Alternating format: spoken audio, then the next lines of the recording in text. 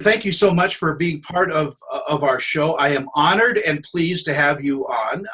We have been friends for acquaintances more, but friends. And now I get to know you deeper. Yes, and Tony, I'm so glad finally. The last time we saw each other was when I worked for NBC6, and I was I would interview on the junkets and we would have so much fun. Oh my gosh, those were great times. What was it like for you to sit in front of, famous people and ask them questions? Was it traumatic for you? Was it fun? I have to say, yes, I can't lie. I was definitely a little nervous, but the people I got to interview, I think I was really lucky. Like Will Ferrell was one of my first interviews, and I ended up getting up and hugging him. And I know you're not allowed to do that, but he just felt like a relative. I have 9 uncles on one side, several uncles on another. I don't have the number, so on my dad's side, but I'm used to being around crazy guys, and he was so comfortable. He was so funny. We had the best time. So I'm in mid hug, ready to hug Will Ferrell, and then I go, "Oh my God, you're not supposed to do it," but it was just my natural family lovingness, and I go, "Oh, I'm sorry," and he goes, "Get over here," and he gave me a big hug. So it went really well, and one of my biggest ones that I always tell people, my favorite interview of all time was Oliver Stone. What a presence! Wow. What a presence! Yes, he was my favorite all time for sure. Was it for the movie 9/11? 9/11? Yes. Mm-hmm. Yeah, Yeah, he was amazing on that junket. Just He was. And what's funny, Tony, is that I had gone in there, and you should never do this, with a little bit of judgment, because I knew who he befriended, and our ideals didn't align. But I will tell you this, boy, did he convince me different. And since then, I've never done that. I've gone in completely open-minded on interviews, because I learned a lot from that day. I've always not asked questions. I've had conversations, and I find I like that. I agree with you. 100%. And listening is key. Don't let the nerves take over. Listen. Now, you've had an interesting journey into this business. I found out during one of our conversations that you are kind of a late start in show business, but it was the right time for you. Yeah, so I was a dental hygienist for 11 years because I always wanted to be an actor. I always knew that from when I was young, but I come from a really tight Catholic family. My mom was really worried about, my moral decisions if I went into acting. And I always said, "Mom, you raised me. I'll be fine. I'll make the right decisions." So by the time I became a person, I was a late bloomer. I was very immature, even up until my 30s, beginning of my 30s. And I decided, you know what, it's time. So I let my dental hygiene license expire on purpose, so I would have zero plan B. Everyone thought I was having a nervous breakdown. And I said, I am doing this because it's not too late. My wonderful husband, greatest supporter, he's a music producer, and he allowed me to believe it could happen. And literally, Tony, it took me 8 years of a lot of no's, a lot of doors shutting. I mean, there was a point where I was going to give up. And I remember I saw this interview, I think it was on Ellen, and she was entering one of the guys from Lost, and he had said that number. It was almost like somebody was telling me to stay in the business. He said it took him 8 years, and he was ready to give it. I think he was going to go into real estate. Wow. And he said, and then he landed the role of Lost. And I mean, my hair is standing on end even telling you this story. That's exactly, Florida was known for hosting. It was not something I ever wanted to do. I decided to do this audition. They asked me to talk about something I liked. I talked about an electric toothbrush because I was a dental hygienist. And they were looking for somebody to talk about teeth whitening. It was meant to be. And I've been working ever since. Best life. When you plan, God laughs. My life took a whole different direction. But I have to tell you, Tony, this job fits me like a glove. I love it. I don't want to embarrass you, but you have a natural beauty about you that. Aw, thanks. You're born with that. I think that you have a natural kindness, a natural way of being trustworthy, and people respond to that. The old pitch person, the guy that used to do the what was that wipe? It was just a creepy guy, would yell at you, shim wipes or whatever that was. I can't. ShamWow. Yeah, ShamWow. Yeah, I mean, that's what we think of a pitch person, but you have a wonderful way of making it very personal. On the Aw. Plexiderm, which is your big thing that you do, you brought your dad into it. I mean, it became a very personal testimony. Well, it did because I mean, I'm a woman and I've tried so many products. And I mean, to women out there, how many times have we tried products and even men that don't work? And it's so frustrating because those products are not cheap.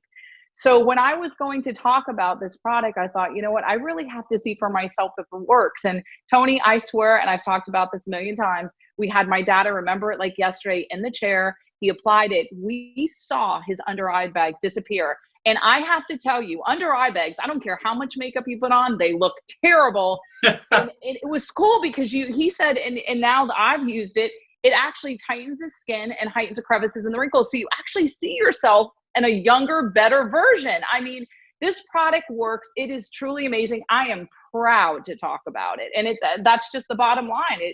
I had to try it, and the fact that it worked, it's a miracle serum. That's what I call it. But as an up and coming, I want to say actress because that's such a, but as an up and coming TV host, actress, getting a job like that has got to be a godsend. I mean, getting that first paycheck for something that you love doing, that must validate you. I mean, it really does, Tony. And I have to be honest, when I first did it, because I had never done live television. That's a very different animal than being taped. Because if you mess up, you just re-record. Live television was extremely scary. So when they had started me and I did my first live show, I watch it to this day going, wow, I've really grown. They really, really trusted that I was going to grow, and that I will appreciate for a lifetime. But now I love it. It's absolutely addicting. And also, when you talk about a product that works and that is fantastic, it's easy. It really is. But you also hop around the country for Plexiderm, and you do live shows, or I mean, conventions and things like that. Do you get involved with that? Well, I do a lot of things. So Plexiderm is one of them. But yes, I travel all over the United States and I do television shows. And conventions, not really, but interviews, podcasts, you name it, commercials. And the good thing is I don't have to audition because I don't have the time lately. And that's a good thing because I was the worst at auditioning. I would get home and go, oh, I should have done that. That would have worked. But you always think of these things when you're not like in front of the casting director, But so it's been really nice. And now, people reach out to me, which has been really nice. And what's it like to be recognized, on the street? Well, it's so minimal. My husband is a music producer, so I'm around his, famous people all the time. And mine is minimal, but it's kind of funny because like I was at the airport in a bathroom and I hear Annette Figueroa, Plexiderm, and I was, what? Or somebody, another time, because I travel so much, it's either in a hotel or a restaurant, somebody walked up to me and said, hi, Annette. And I was thinking, did I go to high school with them? Did I go to college with them? And then it followed with those under eye bags. I was like, oh my God. But that is a great training ground for everything else you do. Oh, 100%. As far as hosting, I remember, again, how scared I was, but now I'm so comfortable. And at the end of the day, I'm a natural born interviewer, host. My husband, when we would be in this music studio, if there was an artist there that he was like, he wanted me to approach, I would have them in the palm of my hand within 30 minutes. Well, that's just, and, they'd always send me. Yeah. What strikes me in talking with you is you have this curiosity kind of thing about you, like an 8-year-old girl that just wants to learn. And that's to your benefit. Yes, it really is. It really is. It's true. I in my head, I'm still in my 20s, and I think that's going to be perpetual. I don't think that's ever going to change. It's division. I have a very mature side, but very young. And yeah, I don't know. I just feel like at the end of the day, people just want you to be who you are. And I think when you are, that just comes through. Your family life seems like it's a wonderful thing. Your husband seems like a really, really, he's involved in you, in your life. You're involved in his professional life. Yes. What a great support system that must be. Honestly, the best. He's literally one of the best humans I have ever met in my life. And I've worked for him for 20 plus years. He's never had an unhappy client. He is on top of his game. He's a mix engineer slash producer. He did Pitbull's first 5 albums. So he's an educator. He's been a great educator to me. I have learned so much from him. And when I'm down or want to quit, or I'm frustrated by something very minimal in his eyes, which he's usually right. He always talks me down and logically explains things, because he's been in this business much longer than I have.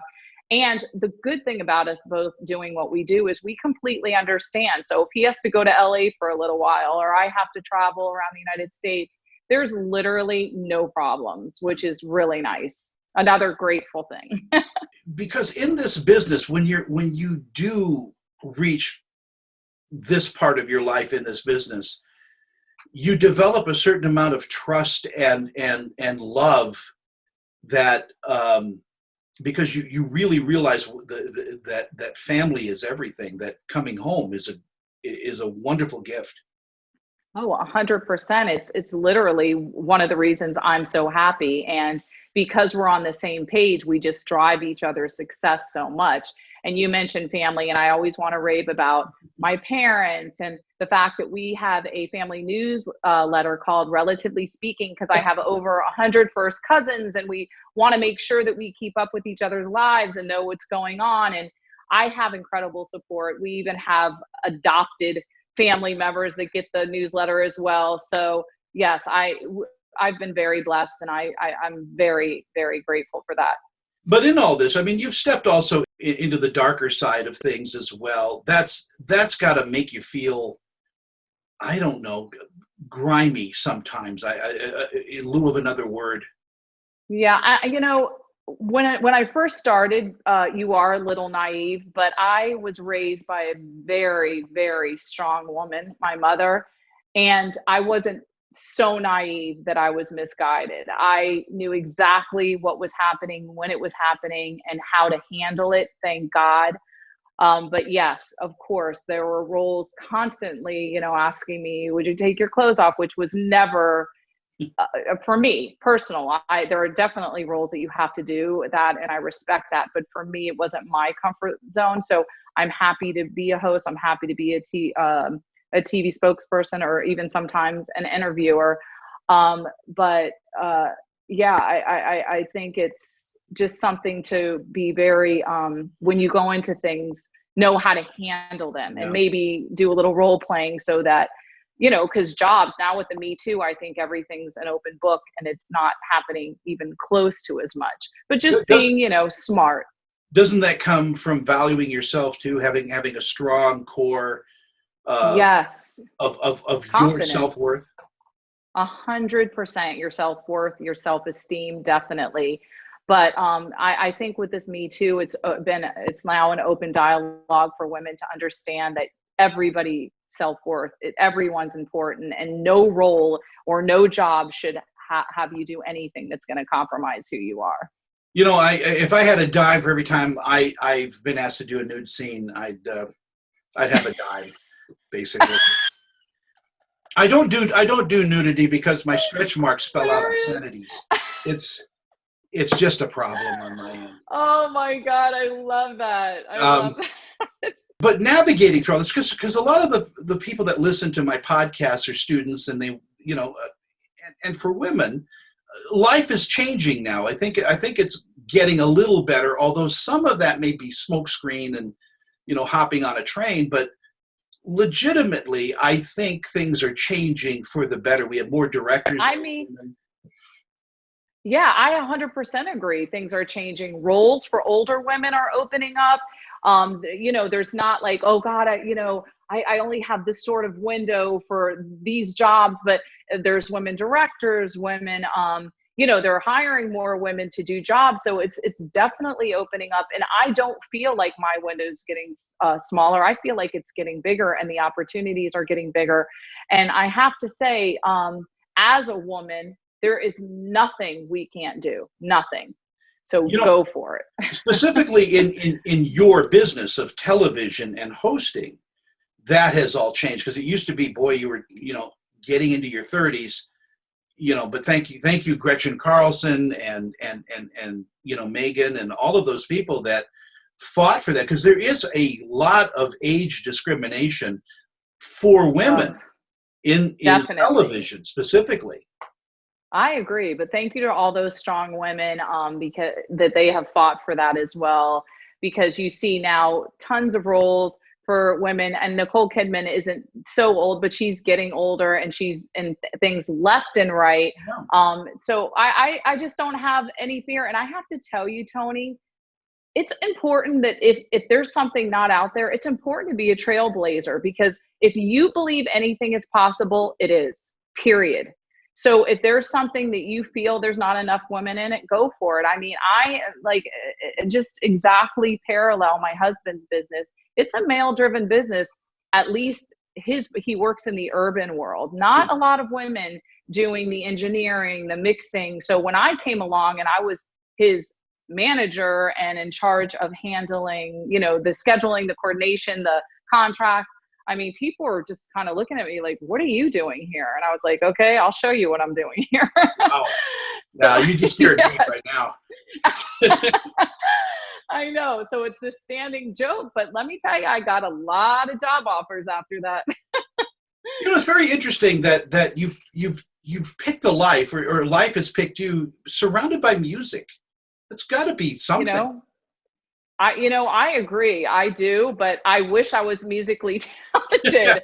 I'm better in the business side of the music business, but listen, any side, I'm happy to be there, because it's an incredible business. I have so much respect for what goes behind the scenes, and that'll have to be another podcast you do, because even in the making of a song, I never understood it until I sat in the studio for 2 years with my husband, artist and songwriters, and just saw what was put into even one song. It's amazing. As a kid, you didn't do musical theater when you were growing up? And I took music appreciation. I did piano. My favorite teacher in the world, her name was Mrs. Carabinas. I'll never forget her. I loved her, but I wasn't musically talented. I mean, I know my husband's one of them, 8 years old. He learned to play the drums, and, I would love to sing, but in my head and in the shower, I sing great, but in reality, no. There's acoustics. That's why. Exactly. I'm the same way. I have a brother that's a concert pianist. Plays with the LA Philharmonic and all of that. Oh my gosh. And I took piano lessons like for an hour, because and I cannot get my left hand to do what it's supposed to do. The right hand is okay, but the left hand, so I'm has a mind of its own. I'm basically inept, and I love singing. I love being able to perform, but yeah, I'm like you. I'm so jealous of those. Well, Tony, you could be a right-handed player and just have the left hand entertaining people. For those people that love trivia, there's a MASH episode about that, by the way. Yeah. Okay, good. But that's got to add to your lifestyle too. Is when you're surrounded, and even urban music has its beauty. When you're surrounded by beautiful things that are ethereal, that put you into a good mood. I think that's a wonderful way of relaxing.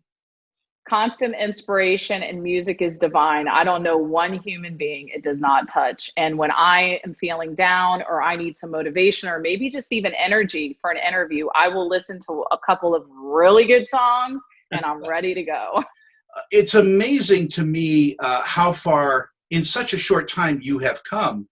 You have a wonderful following. You've got an incredible career, and you're very good at what you do. Thank you, Tony. That means so much coming from someone like you. And you've done a lot more interviews than me, but I mean, don't you agree? It's all about passion. That's all it is. I mean, it just comes shining through when you love something. I wake up every day and I never feel like I'm at work. I run into and I'm going, this is my job. I'm pinching myself. Am I here? Yeah, is this and happening? That's the secret. It shouldn't feel like work, and although we work, I bet you the same as we work probably 15 hours a day, because once you're done with something, you got to edit it and make sure it's done and all of that. Right. I don't think people realize that, we don't just sit down and do an interview. There's pre-interview, post-interview, getting it up, social media, all of that stuff. And yes, it takes time. And it but does. It doesn't feel like work. That's the thing. Not at all. No, not at all. And I say, no matter what you do, find what you love. A lot of people are going, I'm just going for the money. But you know what? Sometimes when you go for the money, it doesn't happen because you go for the money. You got to go for heart. And trust me when I tell you, big things come out of that. Big things. Give me a couple of tips. Yeah, for young actresses, or people that want to be TV hosts. Give me an idea of what they might need. What should they put in their toolkit? Okay, well, a good ear. You got to be a great listener, because people really know whether you're listening to them or not. And as far as being successful, I always find goal lists, daily goals, weekly goals, monthly goals, because if you just say, I'm going to do this, and you don't have a time set, for some reason, it ends up becoming 6 months later and you're still talking about the same thing. And just wake up every day with a purpose, a grateful heart, a grateful mind. I literally wake up going, thank you, God, for everything. Thank you, universe, for everything. Whoever you pray to, thank you for everything.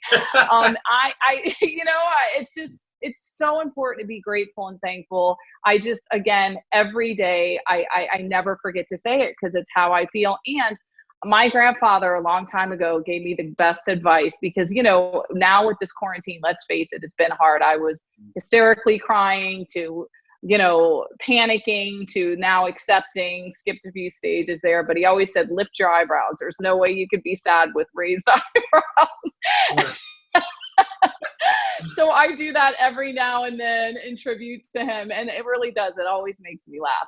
But get up with purpose and accomplish. I am so proud of you. I mean, I had nothing to do with anything that you have done, but I am just to see someone who has a great definition of herself and is fearless and yet kind and compassionate.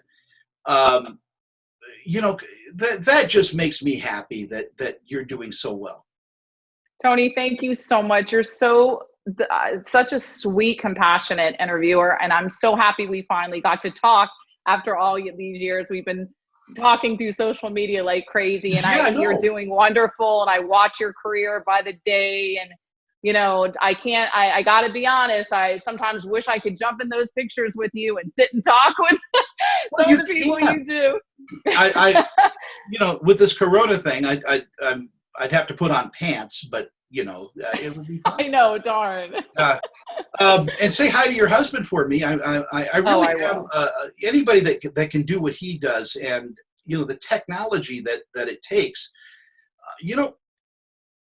I always call him a genius. He's a genius. They make these mixers and everything, and you can hit an automatic button, but it takes a real technician to bring out the sound in anything that you normally wouldn't hear. I mean, that is an exacting kind of work. So it really is, and it takes tons of patience. Don't think I would have that, but he's great. Well, you guys are a terrific pair and well matched, as we used to say. Oh, thank you, Tony. Thank you so much. And you're going to come out to Salt Lake and visit me. I'm going to come to as Georgia. Soon as possible. Yes, you are. I'll cook for you. I'll do something for you. We could film it. We can do a little cooking show. Yes, I would love to learn some of your cooking skills. And I have to tell you, I feel like, again, in my head, I've become a master chef through this coronavirus. Yeah, well, because we're all stuck doing it. Are you more of a vegetarian than a meat eater? What?